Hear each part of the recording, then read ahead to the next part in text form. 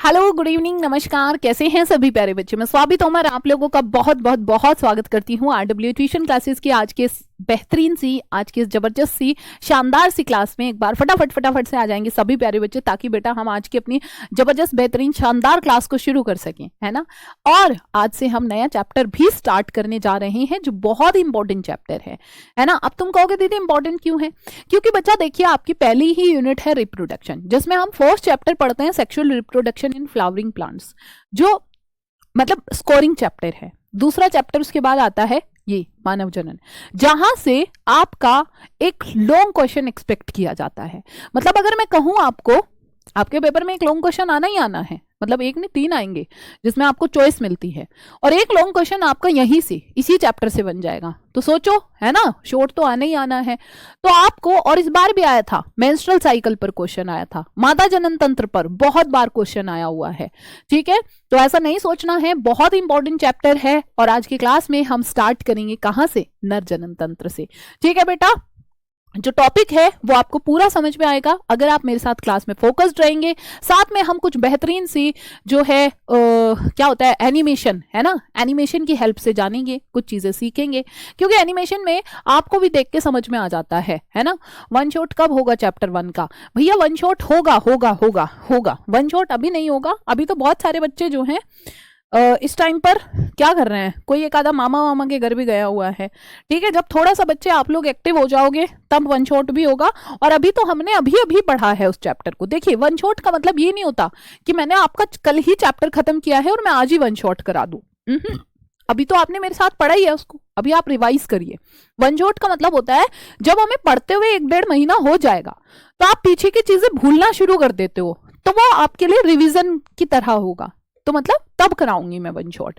ठीक है बच्चा, और वन शॉट फिर मैं संडे को लूंगी, टाइम वाइम आपको मैं तभी बता दूंगी, इसलिए अभी जैसे पढ़ा रही हूं उसको पढ़ते रहो। ठीक है जी, चलिए शुरू करते हैं मानव और जनन से। बच्चा नाम से ही समझ में आ रहा है, ये सब तो आपको पता ही है कोर्स वोर्स का। ठीक है जी, चलो चलो चलो चलो, तो बेटा शुरू करते हैं मानव जनन से। भाई मानव मतलब ह्यूमन बींग्स की बात कर रहे हैं, और जनन एक ऐसी प्रक्रिया है जिसमें बेटा कोई भी जीव अपने जैसे दिखने वाले जीवों को पैदा करता है, अपने जैसे दिखने वाले जीवों को उत्पन्न करने की जो क्षमता होती है। जितने भी जीव पृथ्वी पर मौजूद हैं बेटा, अगर मैं बात करूं हमारी, तो भाई हम लोग क्या करते हैं, ह्यूमन बींग हमारी जैसा छोटा बच्चा होता है ना। आम की बात करूं, आम का वही बीज बो दोगे तो आम का पौधा आ जाएगा। भाई कुत्ते का बच्चा कुत्ते के जैसा, बिल्ली का बच्चा बिल्ली के जैसा, हर एक जीव अपने जैसे दिखने वाले जीवों को पैदा करता है। अब बात करते हैं फिर ह्यूमन बींग्स में, हम कैसे प्राणी हैं। प्यारे बच्चे, हम एक लिंगी प्राणी हैं। एक लिंगी मतलब, एक लिंगी का मतलब तो तुमको पता है, एक लिंगी, एक एक एक। हमारे अंदर क्या होता है बेटा, मेल और फीमेल अलग अलग होते हैं। बच्चा मेल अलग, भाई फीमेल अलग, है ना, होते हैं ना। बताओ जल्दी से प्यारे बच्चे, हम क्या होते हैं? हम जरायुज होते हैं, बच्चों को जन्म देते हैं। ह्यूमन बींग्स का आपने देखा है कभी अंडा देते हुए? हैं, क्या देते हैं? बच्चा। ठीक है, जल्दी से बता दो। तो प्यारे बच्चों, प्यारे प्यारे बच्चे, सबसे न्यारे बच्चे, चलिए इस वाले चैप्टर में अगर मैं कहूं हम क्या क्या पढ़ेंगे या क्या क्या हमारा इसमें रहेगा, तो प्यारे बच्चे इस चैप्टर में हमारे जो टॉपिक्स हैं वो है जी पुरुष जनन तंत्र, बेटा स्त्री जनन तंत्र, बचा युग्मक जनन, है ना, युग्मकों के निर्माण की प्रक्रिया, भाई मेरे आर्तव चक्र, निषेचन और अंतःरोपण, सहगर्भता और भ्रूण परिवर्धन, प्रसव और दुग्ध श्रवण, है ना। और यही टॉपिक हमें इस चैप्टर के अंदर कंप्लीट करने हैं, कंटिन्यू करने हैं। बहुत ही बढ़िया चैप्टर है। ठीक है जी, चलिए चलिए चलिए करें शुरू बेटा, है ना। तो भाई जनन एक ऐसी प्रक्रिया है, जनन को कहते हैं बेटा रिप्रोडक्शन। नाम से ही समझ में आ रहा है, रिप्रोडक्शन। री मतलब दोबारा, प्रोडक्शन मतलब उत्पन्न करना। मतलब भाई कहीं पर भी अपने जैसे दिखने वाले जीव को उत्पन्न करना, पैदा करना, है ना। तो मानव अपने जैसे दिखने वाले जीवों को, मानव अपने जैसे दिखने वाले जीवों को क्या करता है ना। हाँ जी,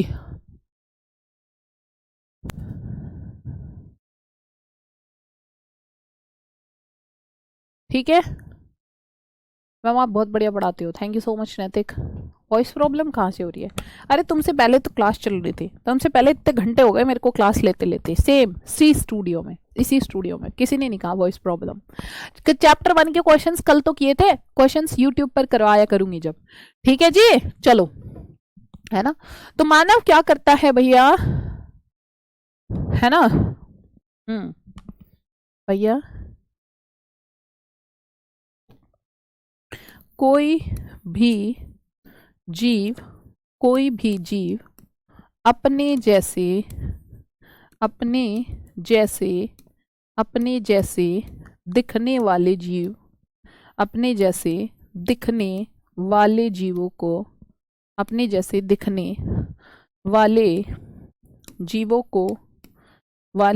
को क्या करता है, जीवों को उत्पन्न करता है या उत्पन्न, है ना, करता है। और ये निरंतरता के लिए बहुत जरूरी है ना, कॉन्टिन्यूटी के लिए बहुत जरूरी है, ठीक है प्यारे बच्चे। क्योंकि अगर मान लो ऐसा हो कि हम हैं और हम अब रिप्रोड्यूस नहीं करेंगे, हम तो एक टाइम पर मर जाएंगे, फिर हमारा कोई बच्चा बचेगा ही नहीं, है ना। तो बेटा इसीलिए क्या है, इसलिए ये बहुत ज्यादा जरूरी है ना। बताइए। मानव हटा दिया मैंने, मानव कोई भी जीव, मानव पहले इसलिए लिखा था बेसिकली क्योंकि हम ये चैप्टर में मानव जनन पढ़ने वाले हैं, है ना। Thank you so much Sachin, ma'am आपकी तरह कोई नहीं पढ़ा सकता, थैंक यू। ये बेटा क्या है ना, ये पृथ्वी पर निरंतरता बनाए रखने के लिए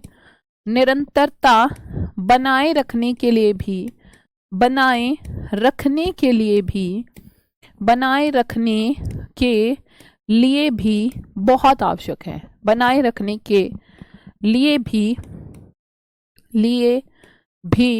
क्या है बेटा, ये बहुत आवश्यक है ना, बहुत आवश्यक है। ठीक, बताइए क्या यहाँ तक की बातें सभी प्यारे बच्चों को क्लियर है या नहीं?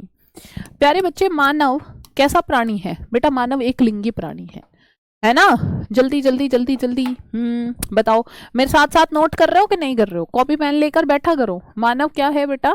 मानव एक लिंगी प्राणी होता है, एक लिंगी, पूरा ही मिट गया। मानव क्या है प्यारे बच्चे? एक लिंगी प्राणी है ना, एक लिंगी प्राणी है, एक लिंगी मेल और फीमेल जिसमें अलग अलग हैं। प्यारे बच्चे, मानव जो है जरायुज होता है। मानव क्या होता है प्यारे बच्चे? जरायुज होता है ना। क्या होता है जी? जरायुज का मतलब होता है बच्चों को जन्म देने वाला,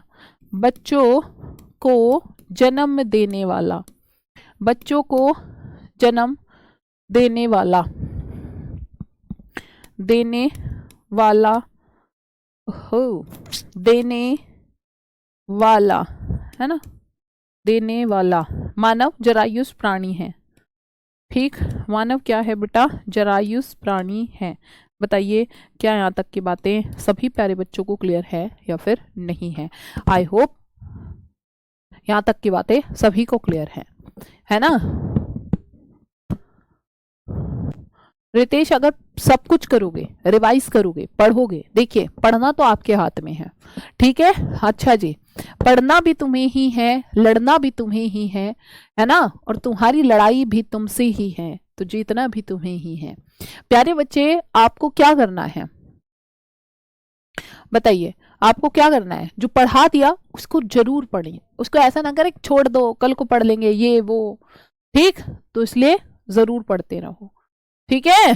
अब बात करते हैं, इसमें बहुत सारे स्टेप्स इन्वॉल्व होते हैं जी। कौन कौन से जल्दी। हाँ, सजीव प्रजक भी इसी को ही कहते हैं। सजीव प्रजक का मतलब भी यही होता है जी, ये तो मैंने बता दिया, वीवी पैरस होते हैं। बच्चा जरा फटाफट बता दो, मानव के अंदर क्या कौन सी निषेचन की घटनाएं होती हैं? बच्चा अगर मैं सबसे पहले बताऊं, देखिए हम जनन तो पढ़ने वाले हैं, पर जनन में सबसे पहला स्टेप आता है युग्मक जनन, यानी कि गैमेटोजेनेसिस। क्या होता है प्यारे बच्चे? यहाँ पर सबसे पहले हमारे अंदर क्या होता है, युग्मकों का निर्माण होता है। युग्मकों का निर्माण, बेटा अगर मैं युग्मकों के निर्माण की बात करूं, जिसमें आपको पता है दो तरह के युग्मक बनते हैं, नर के अंदर शुक्राणु बनते हैं और मादा के अंदर क्या बनता है, अंडाणु बनते हैं। ठीक है जी, युग्मकों के निर्माण में क्या होता है बच्चा, भैया नर के अंदर तो होते हैं जी तुम्हारे शुक्राणु का निर्माण, शुक्राणु, और प्यारे बच्चे और बेटा मादा की बात करें तो मादा में क्या होता है जी, अंडाणु का निर्माण। अब ये जो अंडाणु और शुक्राणु बने हैं बच्चा, शुक्राणु तो कहाँ पर बना है बच्चा, शुक्राणु बनता है वृषण में, नर के अंदर। अब उसको, और अंडाणु होता है फीमेल की बॉडी के अंदर, तो उसको वहां तक पहुंचाना है, और अगर उसको वहां तक पहुंचाना है तो यही प्रक्रिया क्या कहलाती है, इंसेमिनेशन, वीर्यसेचन। ये प्रक्रिया क्या कहलाती है बेटा, वीर्यसेचन। भैया वीर्यसेचन क्या है, ठीक है, जो स्पर्म है यानी कि शुक्राणु को है ना, शुक्राणु को फीमेल वेजाइनल ट्रैक्ट में पहुंचाना। ठीक है, फीमेल वेजाइनल ट्रैक्ट, मादा जनन तंत्र में, शुक्राणु को कहा, मादा जनन तंत्र में, मादा जनन तंत्र में, मादा जनन तंत्र में जो पहुंचाने की प्रक्रिया होती है ये कहलाता है इंसेमिनेशन। ठीक है, अब वहां पर पहुंच चुके हैं तो बेटा अगला स्टेप क्या आएगा, फर्टिलाइजेशन। बेटा फर्टिलाइजेशन क्या, भैया नर के पास से आए हैं शुक्राणु और मादा के पास है अंडाणु। तो प्यारे बच्चे जल्दी जल्दी जल्दी जल्दी जल्दी से मुझे बताओ, बिल्कुल रवि, तो यहाँ पर होता है क्या, उन दोनों का फ्यूजन, संगम। ठीक है, ये होता है युग्मकों का संलयन, युग्मकों का संलयन। प्यारे बच्चे इसमें क्या होता है, पहले युग्मकों का संलयन। जब बेटा युग्मकों का संलयन हो चुका होता है भाई मेरे, जब इसमें युग्मकों का संलयन होता है तो युग्मक, बिल्कुल जैसे हमने अभी प्लांट्स के केस में पढ़ा था, हमारे पास दो तरह के युग्मक होते हैं। दो तरह के युग्मक कौन कौन से होते हैं, जिसमें एक होता है बेटा हमारे पास अंडाणु, एक होता है जी अंडाणु फीमेल ट्रैक्ट के अंदर, और बेटा जो नर है वहां से आया है जी शुक्राणु। बेटा दोनों के संलयन से दोनों ही कैसे होते हैं, दोनों ही बेटा आगुणित आगुणित भी होते हैं, है ना। दोनों के संलयन से क्या बन जाता है बच्चा, दोनों के संलयन से ही बनता है युग्मनज। ठीक है, इनके संलयन से बनता है बच्चा युग्मनज। युग्मनज कैसा होता है बेटा, ये द्विगुणित होता है, यही विभाजन करता है, और कहाँ पहले बनाएगा, ये क्लीवेज स्टेज पर 2 कोशिकीय अवस्था, 4 कोशिकीय, 8 कोशिकीय, मोरूला बनेगा, और फिर फाइनली क्या बना देता है बेटा, ब्लास्टोसिस्ट। ठीक है, हाँ जी, ब्लास्टोसिस्ट बना देता है। अब वही ब्लास्टोसिस्ट जा करके प्यारे बच्चे जो फीमेल होती हैं, है ना, जो फीमेल होती हैं, भाई आप मुझे बताओ ये कौन सा पार्ट है बच्चा, ये मैंने आपको पहले ही बताया था, ये होता है गर्भाशय। गर्भाशय, गर्भाशय यानी कि यूट्रस है, ये यूट्रस है। प्यारे बच्चे यूट्रस में भी जो हमारी कौन सी लेयर होती है, ये होती है आपका अंतः गर्भाशय स्तर। ठीक है, अंतः गर्भाशय, ये होता है बेटा अंतः गर्भाशय स्तर, है ना, ये क्या होती है बेटा, अंतः गर्भाशय स्तर होता है। ये जो अंतः गर्भाशय स्तर है भैया, यहाँ पर जो हमारी ब्लास्टोसिस्ट बनी है, एक्चुअल में देखो मैं आपको बता दूं, जो फर्टिलाइजेशन होता है, फर्टिलाइजेशन, ये सारे स्टेप्स को अभी हम डिटेल में भी पढ़ेंगे। ठीक है, सारे स्टेप्स को डिटेल में भी पढ़ेंगे। भैया यहाँ पर हमारा अंडाणु था, इधर हमारा बेटा मेल गैमेट यानी कि शुक्राणु आया, दोनों ने फ्यूज किया, दोनों के फ्यूजन के बाद क्या बना हमारा जाइगोट। बेटा जाइगोट से जी क्या बना, ठीक है, जल्दी जल्दी जल्दी जल्दी, ये 2 सेल्स में टूट गया, फिर उसके बाद हमारा 4 सेल्स में टूटा, फिर इसके बाद बेटा 8 सेल, और 16-32 सेल है ना, फिर पूरा एक मोरूला बना दिया। और फिर उसके बाद एक और स्ट्रक्चर डेवलप होती है, एक ऐसी स्ट्रक्चर डेवलप होती है प्यारे बच्चे, जिसमें यहाँ पर एक लेयर होती है बाहर की ओर, जिसको हम क्या कहते हैं, जिसको ट्रोफोब्लास्ट यानी कि पोषकोरक कहते हैं, जिसको पोषकोरक कहते हैं। और बेटा यहाँ पर अंदर कुछ कोशिकाएं होती हैं जिसको इनर सेल मास कहते हैं। तो इसके पास इनर सेल मास के पास बेटा कुछ भी बनाने की क्षमता होती है, और ये वाली अवस्था पर ये क्या कहलाता है, ब्लास्टोसिस्ट कहलाता है। इस वाली अवस्था पर ये क्या कहलाता है बेटा, ये कहलाता है कोरक पुटी। ठीक है, क्या कहलाता है, कोरक पुटी, कोरक पुटी यानी कि ब्लास्टोसिस्ट। तो जब ये ब्लास्टोसिस्ट आकर हमारी कहां पर धंसती है, इस अंतः गर्भाशय भित्ति में धंसती है, तो यहीं पर बच्चे की वृद्धि होना शुरू हो जाती है ना। यहीं पर क्या होती है बेटा, बच्चे की वृद्धि शुरू हो जाती है। सुमैया अब क्लास में सिर्फ आप अकेले नहीं हैं, क्लास में बहुत सारे बच्चे हैं, है ना, क्लास में बेटा बहुत सारे बच्चे हैं। तो प्लीज ध्यान दे कि बाकी बच्चों, इतने सारे बच्चों के कमेंट्स आते हैं कि अगर मैं सिर्फ कमेंट्स पढ़ती रहूंगी तो आपको पढ़ाऊंगी कब। तो इसलिए प्लीज प्लीज प्लीज मेरी रिक्वेस्ट है कि पढ़ाई पर ध्यान दो। हाँ 11th से आसान होता है 12th का सिलेबस पर, लेकिन ऐसा नहीं है कि आप ध्यान नहीं देंगे, है ना। तो ये क्या हुआ है जी, हिंदी में भी बता दिया करो बेटा, इंग्लिश लिख रही है सामने तो तुम्हारे, हैं इंग्लिश की क्लास चल रही है ना, हिंदी में ही तो बता रही हूँ, और काहे में बता रही हूँ, कौन सी भाषा में बता रही हूँ, बताओ बेटा, बताओ जरा। ठीक है, हाँ जी, तुमने क्या देखा बेटा, यहाँ पर हमारे पास अंतः गर्भाशय भित्ति थी, जो हमारी ब्लास्टोसिस्ट यानी कि जो कोरक पुटी बनी है वो जाकर इसमें धस जाती है।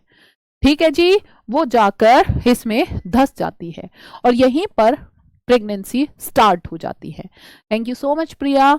ठीक, चलो अब जो है बेटा फीमेल्स का प्रेगनेंसी स्टार्ट हो जाती है, तो प्रेगनेंसी का जो गेस्टेशन पीरियड है, जो गर्भावधि है, वो कितने महीने की होती है ना।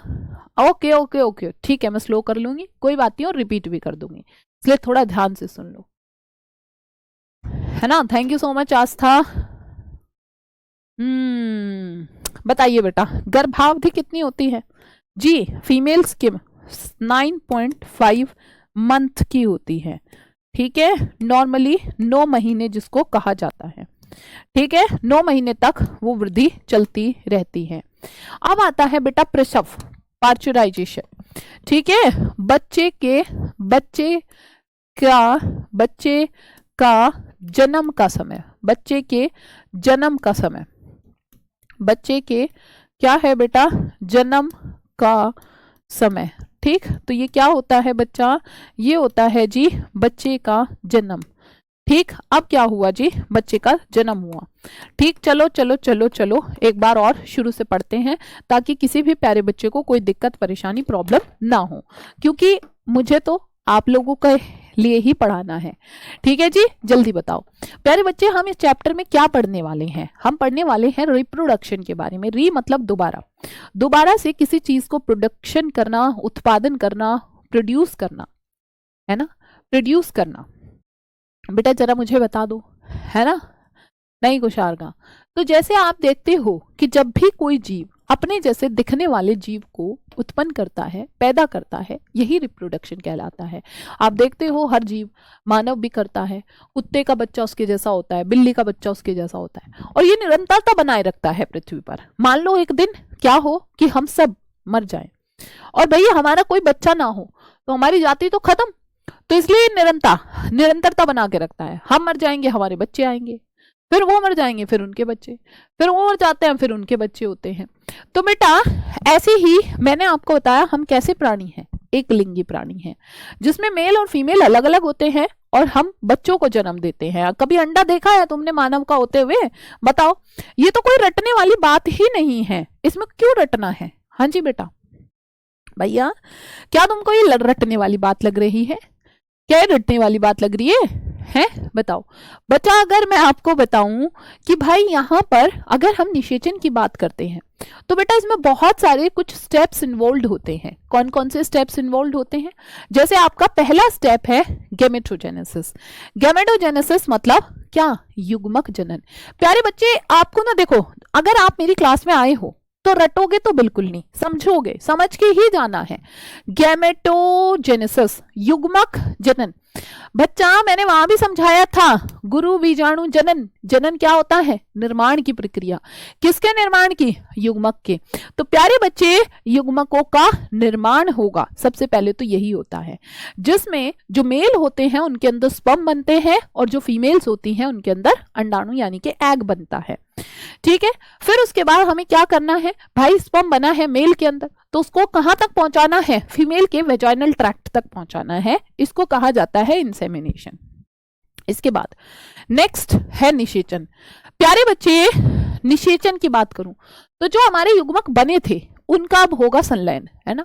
उनके संलयन से युग्मनज बन जाएगा और वही युग्मनज आगे वृद्धि करके कोरक पुटी बनाता है। और जब इस कोरक पुटी का अंतःरोपण होता है, कहां पर, ये जाके हमारी धस जाती है अंतः गर्भाशय स्तर यानी कि एंडोमेटीरियम लेयर में। ठीक है, तो यहां पर उस बच्चे की वृद्धि शुरू हो जाती है। तो फिर ये जो गर्भावधि है ये कितने दिन की होती है, ठीक है जी बेटा, ये कितने दिन की होती है, कितने दिन की होती है, बताओ जल्दी जल्दी।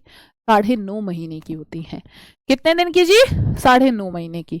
उसके बाद आता है जब 9.5 महीने में बच्चे की पूर्ण वृद्धि हो चुकी होती है, फिर होता है प्रसव। प्रसव का मतलब क्या होता है, मतलब बच्चे का जन्म। बेटा आप हम चलते हैं इसके बाद आगे। तो पहले हमारा जैसा फर्स्ट स्टेप है युग्मक जनन। युग्मक जनन का मतलब क्या है, युग्मक जनन का मतलब क्या है। थैंक यू सो मच आशु। अभी मैंने जितने भी स्टेप्स आपको बताए हैं यहाँ पर, उन सारे स्टेप्स को हम लोग थोड़ा सा डिटेल में पढ़ेंगे। जैसे अगर मैं बात करूं, हमारा सबसे पहला स्टेप क्या था, हमारा पहला स्टेप था युग्मक जनन। बेटा युग्मक जनन को कब पढ़ेंगे भैया, युग्मक जनन नाम से ही समझ में आ रहा है युग्मकों का निर्माण, जिसमें युग्मकों का निर्माण कहाँ होगा भाई, मेल के अंदर, मेल युग्मक, है ना। जरा बताओ मेरे को, बोल बोल के बताया करो भैया। ये रिप्रोडक्शन होना है, रिप्रोडक्शन यानी कि प्रजनन होना है। तो बेटा प्रजनन में सबसे ज्यादा जरूरी क्या होता है भैया, इसमें होता है युग्मक जनन। और युग्मक जनन का मतलब है युग्मकों का निर्माण। ये दो तरह से होगा। दो तरह से कैसे बच्चा, एक तो होगा जी तुम्हारा नर के अंदर। भैया नर के अंदर कहां, नर के अंदर बनेगा जी शुक्राणु।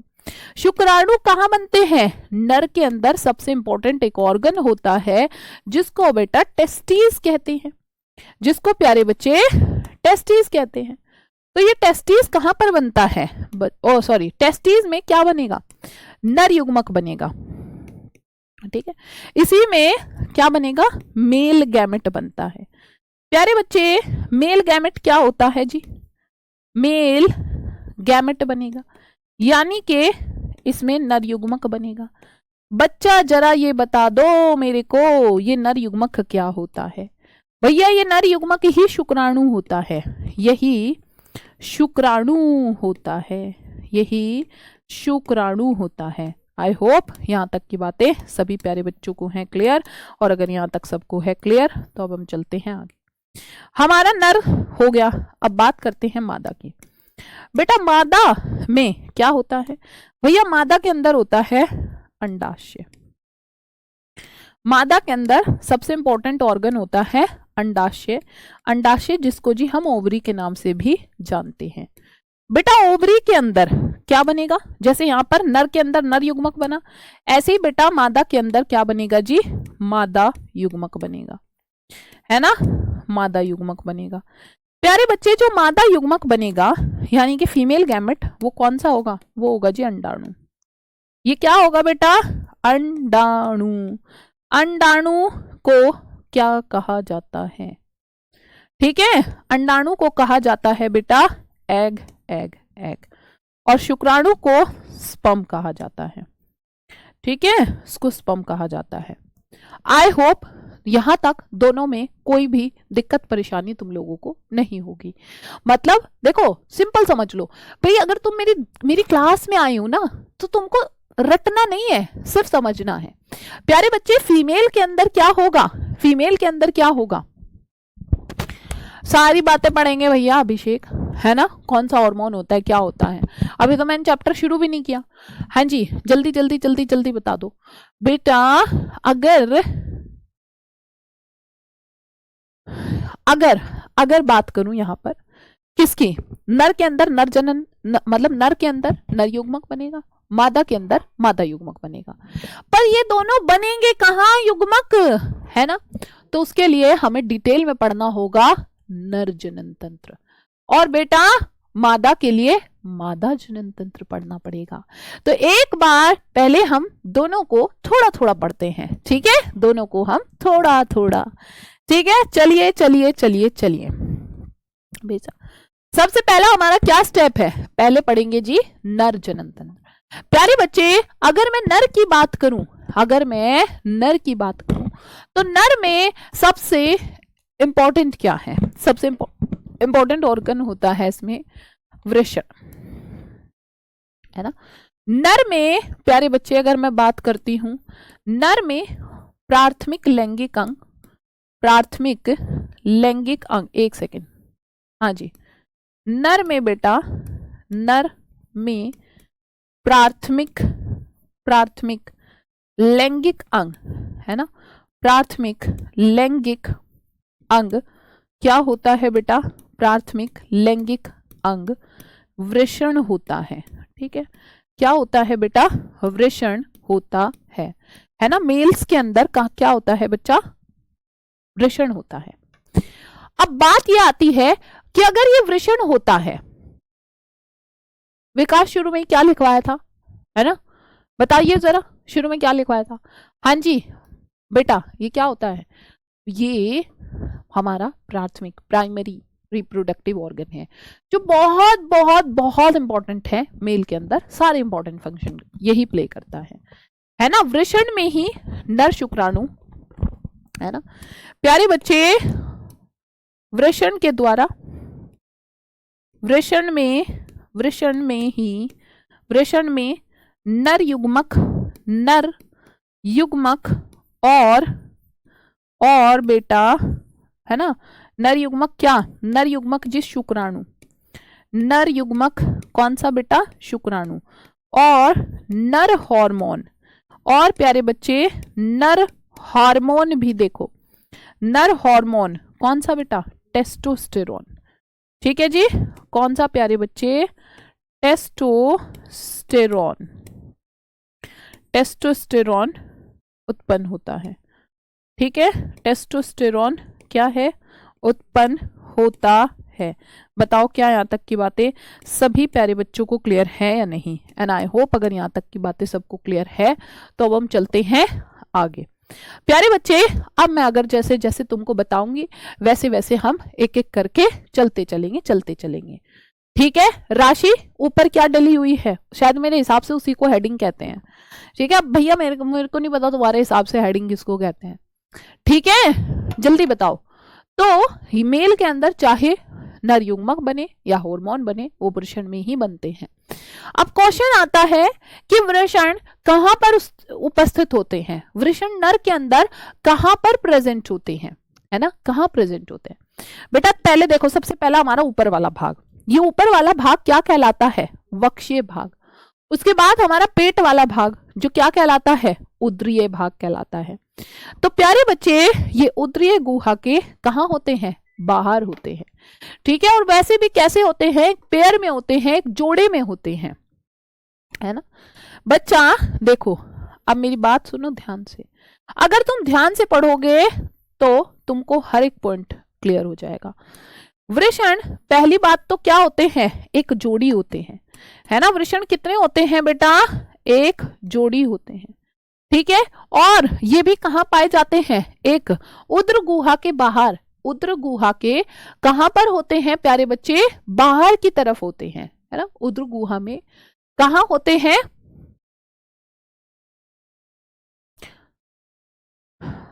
राशि कौन सी हेडिंग होती है ये बता दो मुझे, और तुम कहां से पढ़ के आई हो बेटा, है। हाँ जी, अभी जब मैं पढ़ा रही हूं, पहले मैंने बोल दिया कि पढ़ लो, अगर मैंने बोला है बच्चा पढ़ लो तो इसका मतलब पढ़ लो, है ना। उत्तरीय भाग में वृषण नहीं होते, उसके बाहर होते हैं, है ना, उसके बाहर की तरफ होते हैं। सब याद हो जा रहा है ना? हाँ जी, चलो ठीक है। अभी तो नर जनन तंत्र के अलावा कुछ चल ही नहीं रहा, हेडिंग कौन सी डलवाना चाहते हैं ये? हाँ जी बेटा, चलो अब आपने क्या देखा, यहां पर प्यारे बच्चे एक थैलीनुमा संरचना होती है। ठीक, ये मेरा प्रॉमिस है कि तुम्हारी क्लास से बाहर ना तो क्वेश्चन जाएगा और ना ही तुम्हारा कोई छूटेगा, पर बकायदा तुमको मेरी बातों पे ध्यान देना पड़ेगा। अगर तुम्हें एक बार में समझ में नहीं आता, मैंने दोबारा समझाया ना, है ना, दोबारा समझाया। ठीक, नितिन दोनों लैंग्वेज में हो सकता है, किसी भी लैंग्वेज में कर लो जिसमें आप जो है बेटा कंफर्टेबल हो। ठीक है, जल्दी जल्दी जल्दी जल्दी बता दो। अब तुमने क्या देखा जी, बाहर ये एक जो थैलीनुमा संरचना होती है ये कहलाती है बेटा स्क्रोटम, है ना, ये क्या कहलाती है? स्क्रोटम कहलाती है, स्क्रोटम। इसको कहते हैं वृषण कोश। ठीक है, इसको क्या कहते हैं? वृषण कोश। वृषण कोश के अंदर हमारे क्या होते हैं? एक जोड़ी अंदर की साइड इसमें वृषण प्रेजेंट होते हैं। एक जोड़ी क्या होते हैं बेटा? इसमें वृषण प्रेजेंट होते हैं। बताओ, आई होप यहां तक की बातें सबको क्लियर है या नहीं? अब बात यह है कि प्यारे बच्चे, जब आप देखोगे यहां पर ये वृषण ऐसा क्यों है कि उदर गुहा के बाहर प्रेजेंट होते हैं? प्यारे बच्चे, क्योंकि अगर मैं बताऊं यहां पर बच्चा हम मतलब स्पर्म फॉर्मेशन होना है, और स्पर्म फॉर्मेशन के लिए ये बहुत ज्यादा जरूरी है। ठीक है, तो प्यारे बच्चे वृषण कहां होता है जी? वृषण उदर गुहा के बाहर, वृषण जो है उदर गुहा के बाहर स्थित होते हैं। उदर गुहा के कहां पर स्थित होते हैं बेटा? बाहर स्थित होते हैं, है ना, बाहर स्थित होते हैं। और अब कभी कभी क्वेश्चन ये भी आ जाता है सर,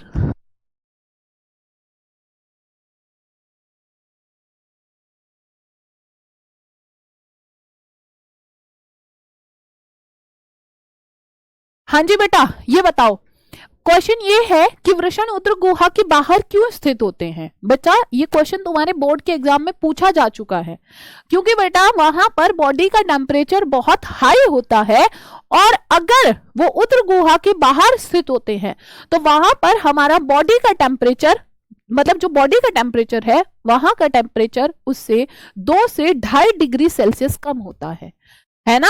यहां पर क्या होता है प्यारे बच्चे? यहां का जो तापमान है हमारा वो कितना है भाई? 2 से 2.5 डिग्री सेल्सियस तापमान जो है यहां पर, 2 से 2.5 डिग्री तापमान क्या है बेटा? इसमें कम होता है ना। यहां पर तापमान क्या है बेटा?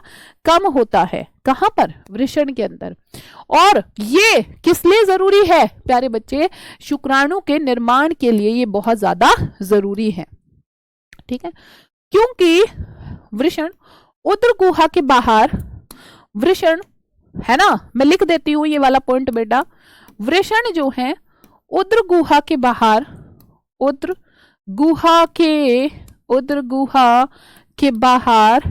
गुहा के बाहर इसलिए स्थित होते हैं, इसलिए स्थित होते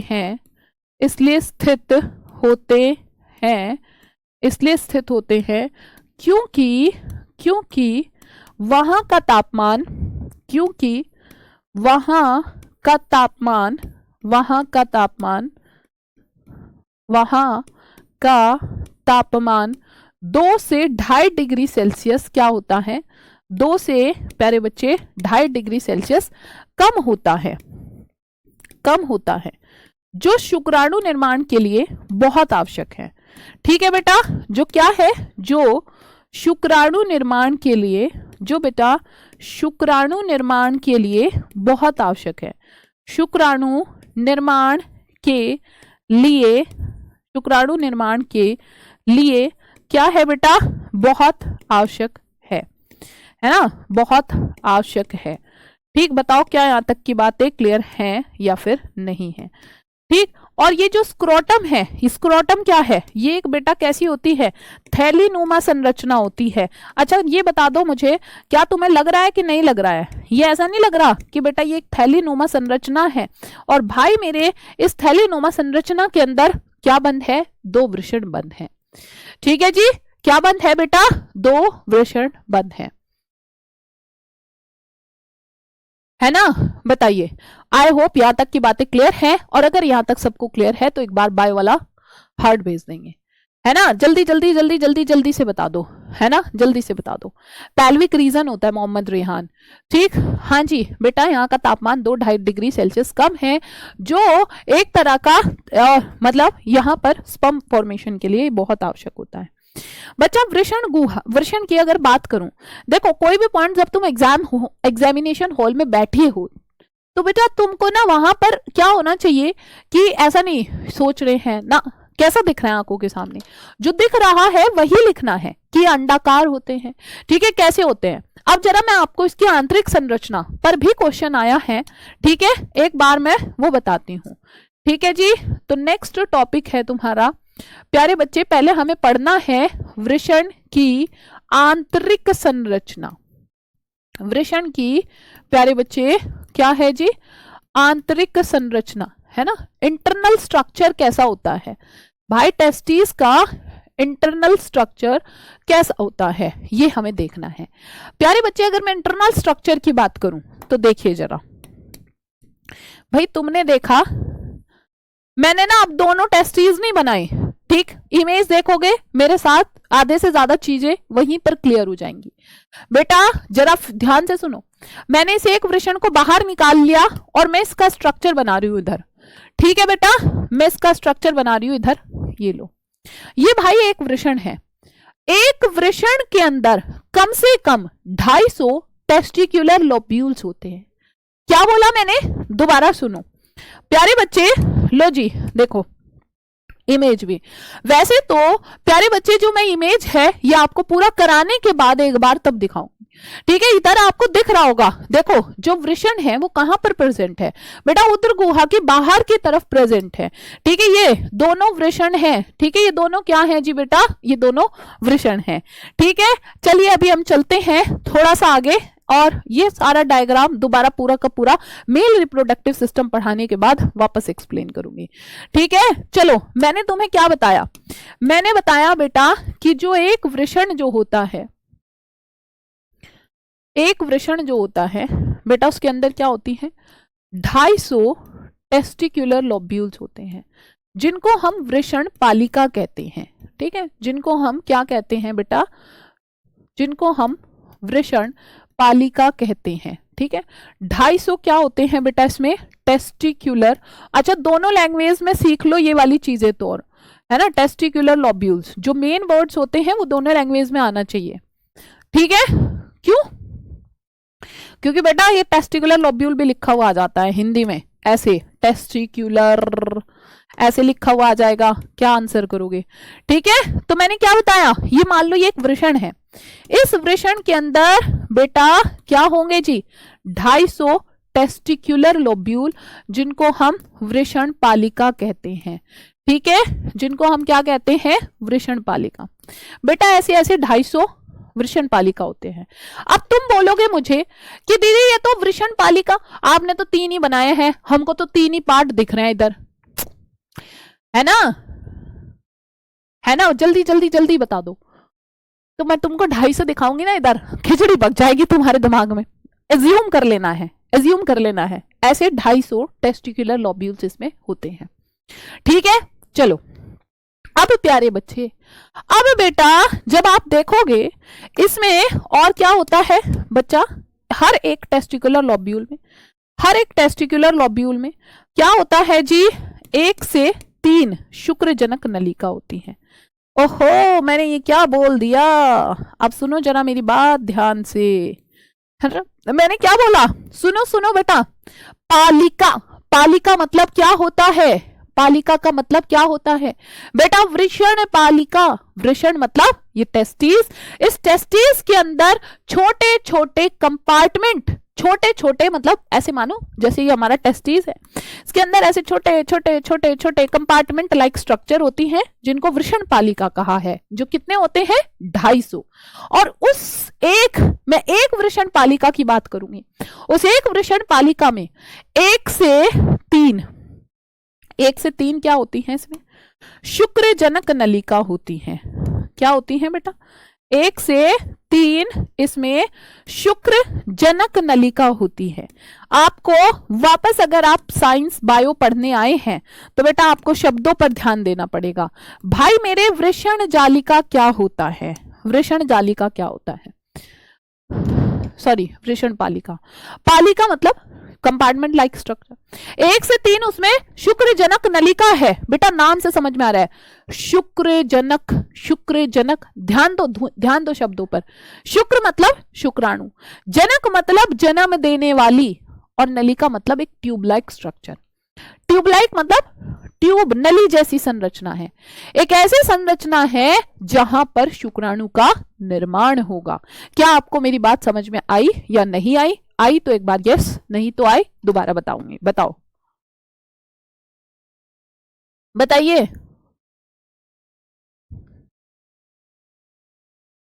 है ना? बताओ बताओ बताओ बेटा। चलो, अब इसके अंदर क्या बताया मैंने तुम्हें? इसके अंदर होती है 1 से 3 क्या? शुक्र जनक नलिका, शुक्र जनक नलिका।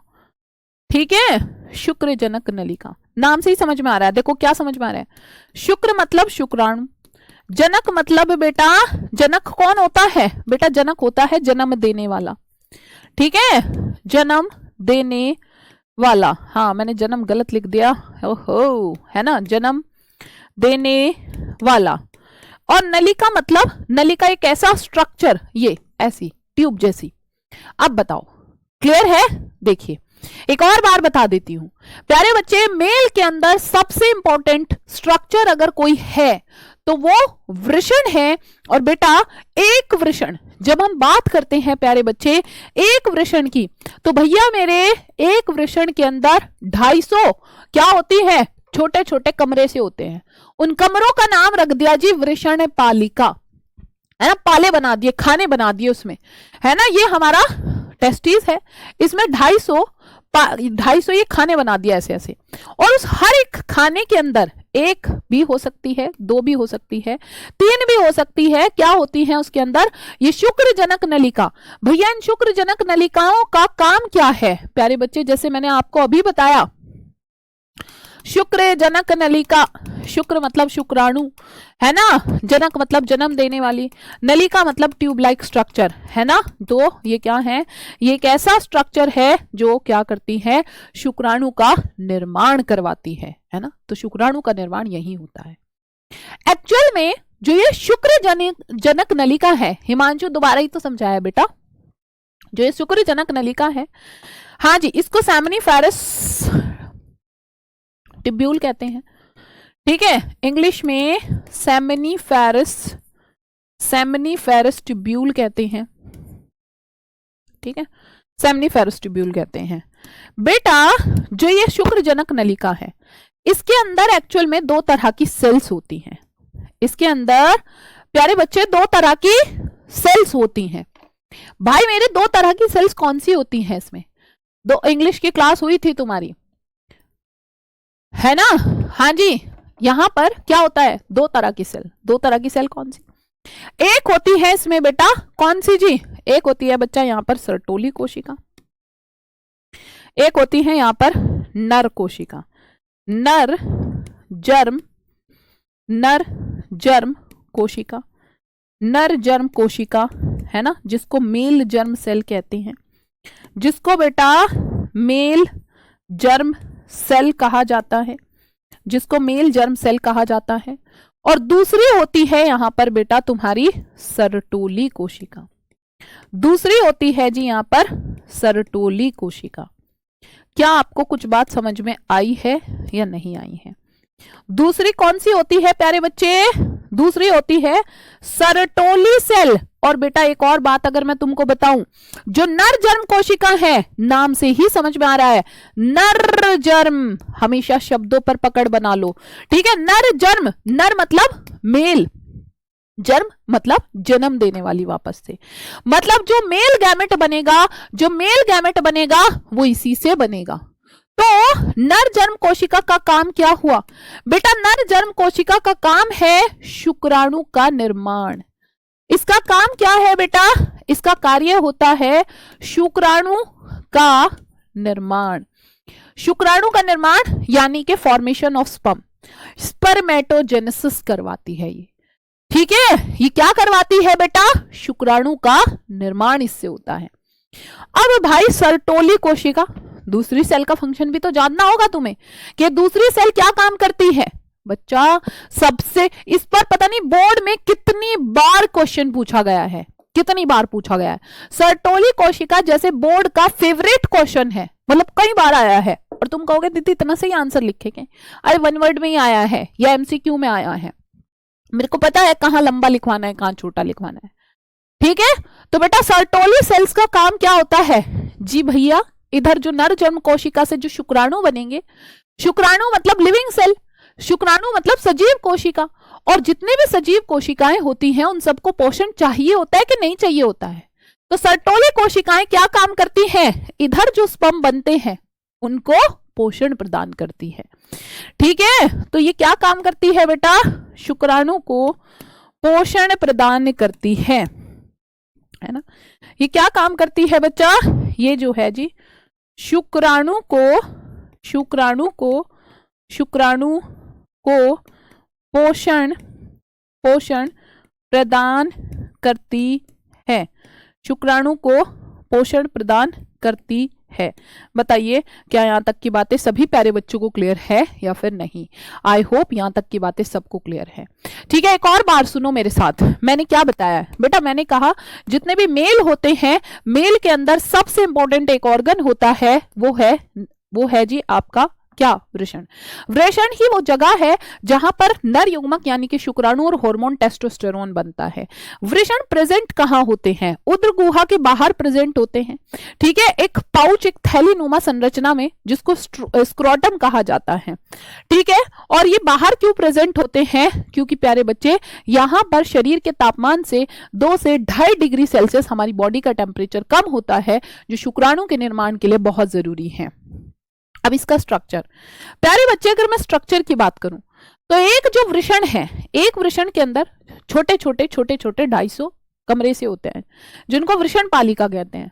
और उस हर एक कमरे के अंदर 1 से 3 शुक्रजनक नलिका होती है। शुक्रजनक नलिका बेटा नाम से ही समझ में आ रहा है, मतलब एक ऐसी कोशिका, एक ऐसी नलिका जहां पर शुक्राणु का निर्माण होता है। तो ये शुक्रजनक नलिका सेमनीफेरस ट्यूब्यूल, ये 2 कोशिकाओं से बनी होती है ना? है ना? क्या है बेटा बताइए? बच्चा जरा यहां पर सुनो, 2 कोशिकाएं कौन सी? एक नर जन्म कोशिका, ये भी नाम से समझ में आ रहा है, ऐसी सेल जिससे आगे जाके नर युग्मक बनेगा, मतलब यही शुक्राणु का निर्माण करवाती है। दूसरी जी सर्टोली कोशिका। सर्टोली कोशिका क्या करती है? जो इधर शुक्राणु बनेंगे ये इनको पोषण देती है। कल को आगे इसी का स्ट्रक्चर पढ़ेंगे, सेमनीफेरस ट्यूब्यूल का। ठीक है, आगे बहुत ही इंटरेस्टिंग प्रोसेस है अगर आप मेरे साथ धीरे धीरे पढ़ोगे। पर उसके लिए जरूरी, पता है आपको इंटरेस्ट कब नहीं आता? जब आप पहले पढ़ के नहीं आते बेटा। उसके लिए जरूरी है पहले का जरूर पढ़ के आए। ठीक है, तो चलिए मिलेंगे कब? कल सेम टाइम। तब तक के लिए बाय बाय एवरीवन।